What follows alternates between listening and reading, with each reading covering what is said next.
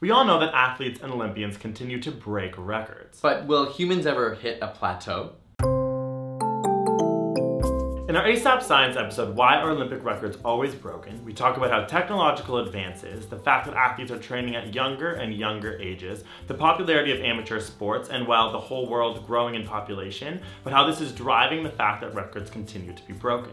So obviously humans are going faster and faster, but we know this can't continue indefinitely, otherwise we'd be running races in 0 seconds. So where exactly is the line at which we stop? In 1964, Bob Hayes completed the 100-meter race in 10.06 seconds. He won a gold medal. In 2009, at the World Championships in Berlin, Usain Bolt completed his 100-meter race in 9.58 seconds. To this day, that is still the world record. Interestingly, some scientists have actually calculated the speed that they believe humans can go based off human power, oxygen intake, and heart function. When applied to the 100-meter race, scientists estimate that humans will plateau at 9.49 seconds, which is only 0.09 seconds off of Usain Bolt's current record. But scientists have been predicting these human plateaus for a while. In 1988, scientists thought that the 100-meter race had reached its limit. This seems somewhat true, as it took 16 years for the athletes to shave off 0.16 seconds from the 100-meter race. But in 2008, when Usain Bolt came along, in only 2 years he was able to shave off 0.14 seconds. So what other athletes did in 16 years, Usain Bolt did in 2. So it took just one amazing person to defy everything that scientists had thought. This record was no doubt a byproduct of hard work, training, and an amazing diet,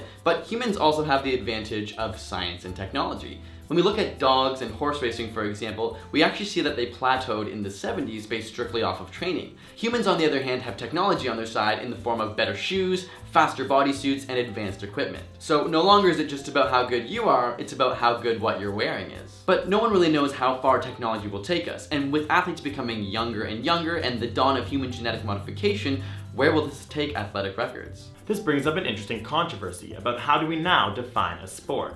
Lance Armstrong famously defended his doping scandal by saying, well, everyone was doing it. And although this may not seem like a valid excuse, if everyone was doing it, it still comes down to whoever was able to cope with the change in the sport the best. Similarly, if we are talking about technological advances, a new Olympic champion will be whoever can adapt to the change in technology of that sport the best. Much like doping, is this fair? As human technology advances, how are we going to define Olympians?